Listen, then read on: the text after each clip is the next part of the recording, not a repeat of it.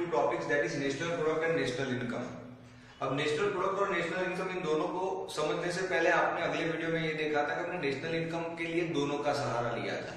हमने क्या लिया था, जब प्रोडक्ट की बात की थी तो यहाँ पे क्वांटिटी हमने ली थी, इन क्वांटिटी के साथ हमने क्या प्राइस मल्टीप्लाई किया और प्राइस मल्टीप्लाई करने से हमें क्या मिलता था, that is what the national income. तो यहाँ पे भी कुछ ऐसी ही बात है। दूसरा कि हमने अल्फ्रेड मार्शल की एक डेफिनेशन देखी थी जिसमें हमने ये देखा था कि इन्होंने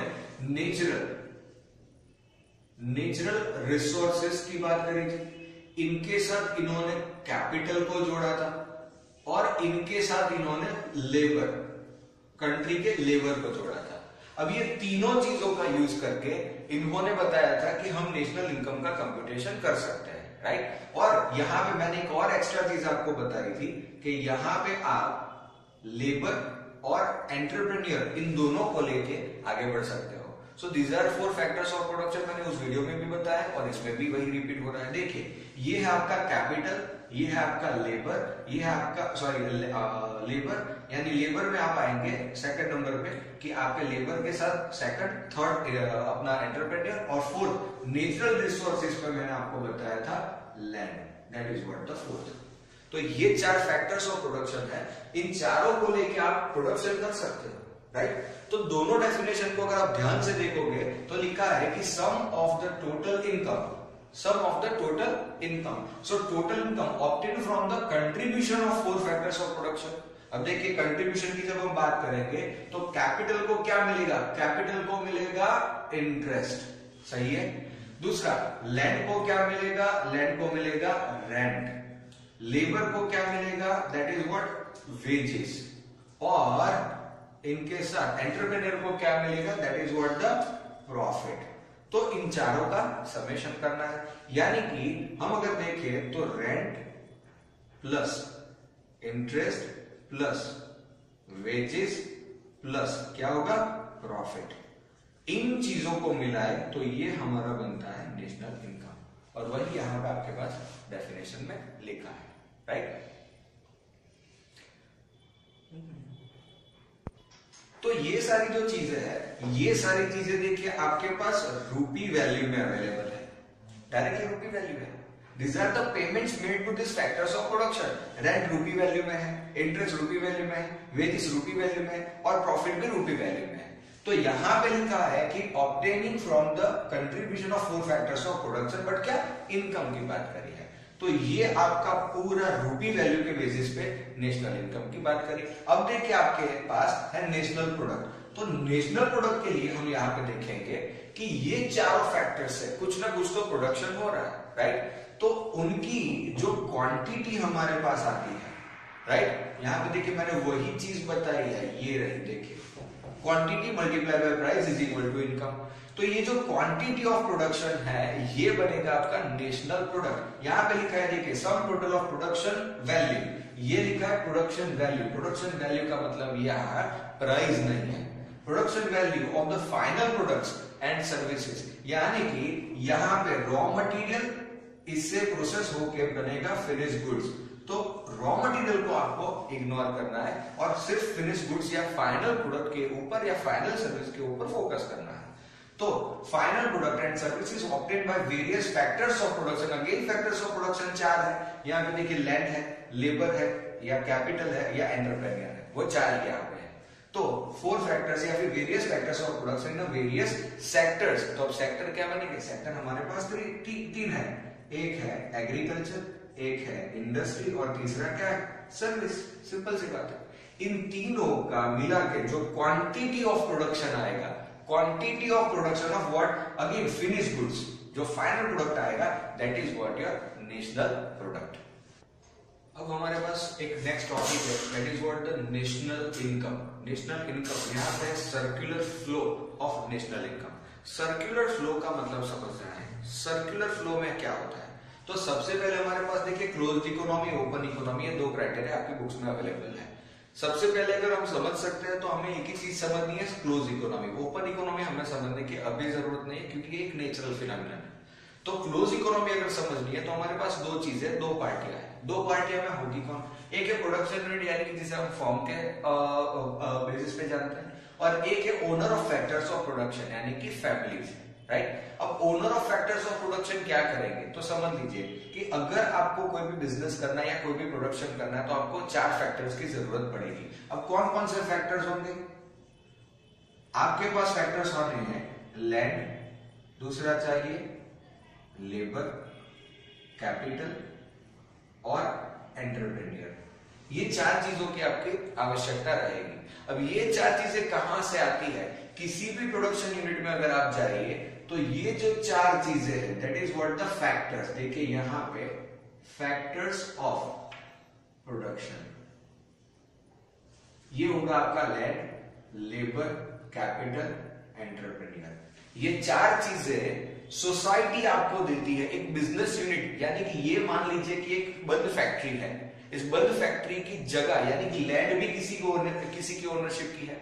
दूसरा, वहां पे अगर लेबर जाएंगे वो भी सोसाइटी से जाएंगे। तीसरी बात, अगर वहां पे कैपिटल लगेगी, पैसा लगेगा तो वो भी सोसाइटी देने वाली है। और चौथी बात कि उसका जो कोई भी मैनेजमेंट होगा वो भी सोसाइटी का ही कोई बंदा as an entrepreneur, risk taker वो वहां पे काम करेगा। तो होगा क्या? इन चारों फैक्टर्स को सोसाइटी के तौर से तरफ से गिफ्ट किया जाता है किसी बिजनेस यूनिट को। अब यहां पे क्या होगा? इनको ब्लेंड करके कुछ चीजों का प्रोडक्शन किया जाएगा, प्रोडक्शन। तो ये जो चीजें बनाएगा वो चीजें इन्हीं फैमिलीज के कंजम्पशन के लिए होगी। By the people for the people, again I repeat, by the people for the people, ये याद रखना है। यानी कि जो कुछ भी चीजें यहां से बनेगी, ओके, सो जो भी गुड्स बनेगा, गुड्स फॉर पब्लिक।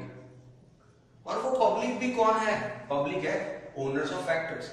यानी कि ये हो सकता है कि अगर कोई बंदा पार्ले जी की फैक्ट्री में जा रहा है, पार्ले जी बिस्कुट बना रहा है, तो उसकी फैमिली पार्ले जी नहीं खाएगी, उसका बच्चा पार्ले जी नहीं छुएगा। अगर कोई बच्चा अमूल की फैक्ट्री में जा रहा है, वहां पे दूध के प्रोडक्शन के लिए पैकेजिंग वगैरह के लिए काम कर रहा है, तो क्या ये बनेगा कि उसकी फैमिली अमूल दूध का कंजम्पशन नहीं कर सकती? ये होगा ही नहीं।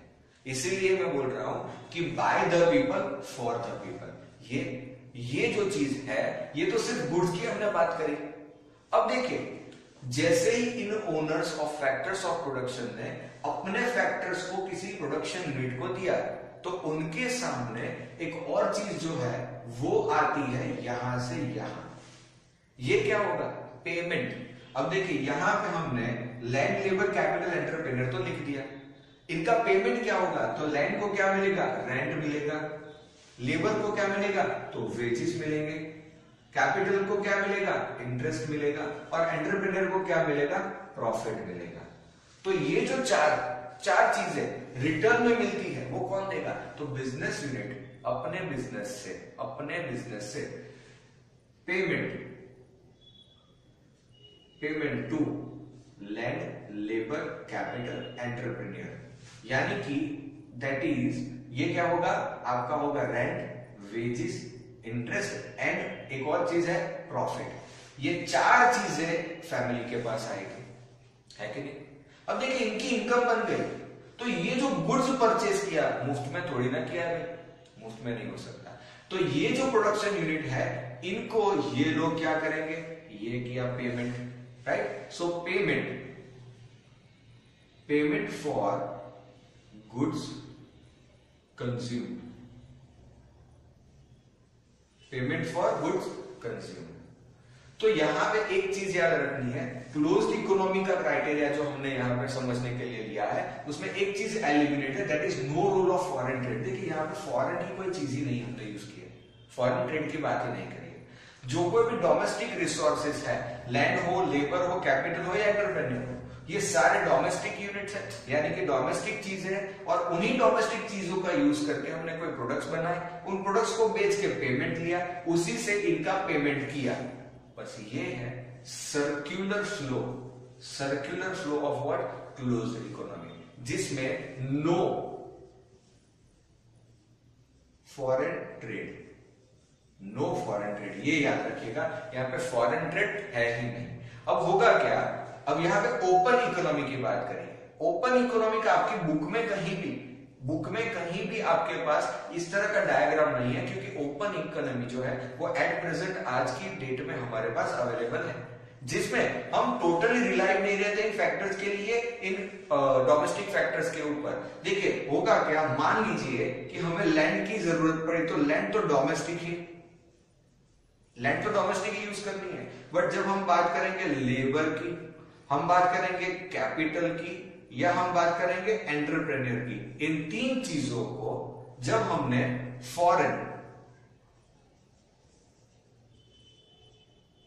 कंट्री से लिया, यानी कि हो सकता है कि कोई लेबर वहां से यहां आए, जैसे कोई टेक्नीशियन हो या फिर कोई और बंदा हो या फिर कोई एक्सपर्टाइज पर्सन हो, तो वो यहाँ पे आ सकता है अपना लेबर इंसर्ट करने के लिए, इसका यूज करने के लिए, और हम उसका कंजम्पशन कर सकते हैं। दूसरा कैपिटल, तो ये भी हो सकता है कि to tap such fund for the production purpose, तो आप उस फंड को फॉरेन कंट्री से टैप करके यहाँ पे ला सकते हैं। और तीसरा एंटरप्रेन्योर, तो ये भी है एफडीआई, फॉरेन डायरेक्ट इन्वेस्टमेंट का टॉपिक है यारो।